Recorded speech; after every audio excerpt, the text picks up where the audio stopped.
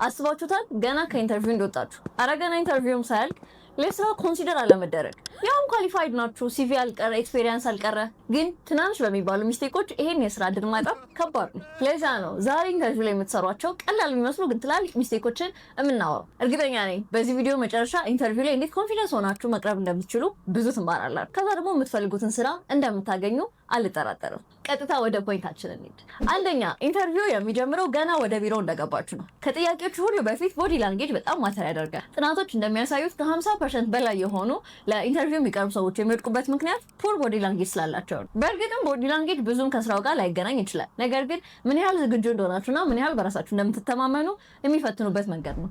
ስለዚህ በተቻለ አቅም ኢንተርቪው ስታደርጉ ሬጉላር የሆነ አይ ኮንታክት፣ ቀጥ ያለ አቀማመጥ እንዲሁም ደግሞ የተስተካከለ ቶን፣ ከዛ ደግሞ የእጅ አጠቃቀም ወሳኝ ነው።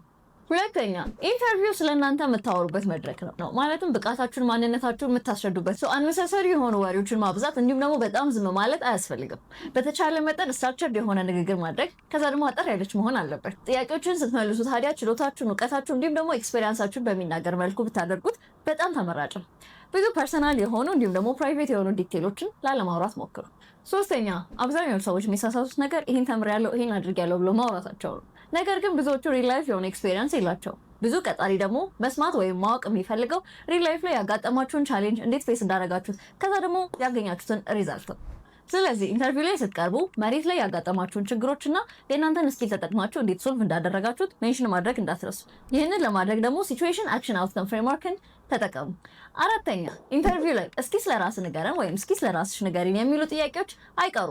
ግን ስንቶቻችሁ ናችሁ በትክክል የመለሳችሁ? ብዙ ጊዜ ጥያቄው የሚመስላችሁ እንደ አይስ ብሬከር ነው። ነገር ግን ከዛም በላይ ለስራው ኤንቫይሮንመንት እንዲሁም ለኢንዱስትሪው ምን ያህል ፊት ታደርጋላችሁ የሚለውን መመዘኛ ነው። ስለዚህ በአጭሩ ስለራሳችሁ ቤዚክ የሆነ ኢንፎርሜሽን እንዲሁም ደግሞ ጥንካሬያችሁን ከዛ ደግሞ ለምን ለዛ ስራ ቦታ ፊት እንደምታደርጉ አጠር አድርጋችሁ መልሱ። ይህን ጥያቄ ለመመለስ ቢያንስ 40 ሰከንድ በላይ ባትፈጁ ይመረጣል። አስታውሱ፣ እዚህኛው ላይ ብዙ ፐርሰናል የሆኑና ፕራይቬት ዲቴሎችን ሜንሽን ላለማድረግ ሞክሩ።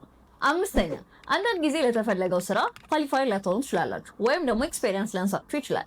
ነገር ግን ስለ ስራው ለመማር ፈቃደኛ እንደሆናችሁ እንዲሁም ደግሞ ሞቲቬሽናችሁን ማሳየት ፕላስ ደግሞ ከዚህ በፊት በትምህርትም ሆነ በተለያየ ነገር ዴቨሎፕ ያደረጋችሁትን ስኪሎች ሜንሽን ማድረግ ትችላላችሁ። በምንም አይነት ሁኔታ ግን ስለ ኤክስፔሪየንሳችሁ መዋሸት አይቻልም። ጥናቶች እንደሚያሳዩት ከሆነ ፎልስ ኤክስፔሪየንሶች ለብዙ ተቀጣሪዎች ዲል ብሬከር ናቸው። ስለዚህ ስለ ኤክስፔሪየንስ አይዋሽ። ስድስተኛ እና የመጨረሻው ለብዙ ቀጣሪዎች አውት ኦፍ ሳይት አውት ኦፍ ማይንድ ነው። ሌትስ ፌስ ኢት፣ ብዙ ተቀጣሪዎች አሉ እና ኮምፒቲሽን ነው። ስለዚህ ስታንድ አውት ማድረግ ግድ ነው። ከኢንተርቪው በተጨማሪም ከዛ በኋላ ስላሉበት ነገር ፎሎ አፕ ማድረግ ብዙም ባይለመድ ይህን ማድረግ ግን ተገቢ ነው። ይሄ ደግሞ ለስራ ያላችሁን ተነሳሽነት በደንብ ያሳያል። ስለተሰጣችሁ ድል አመስግናችሁ እኔም አለው የሚል መልእክት ማስተላለፍ ተገቢ ነው። ብዙ ቅጥር የሚወሰነው ከ5 እስከ 10 ደቂቃ ውስጥ ነው። እነዚህ ሚስቴኮች አስተካክላችሁ ታዲያ የምትፈልጉትን ስራ ላንድ ማድረግ ይቻላል።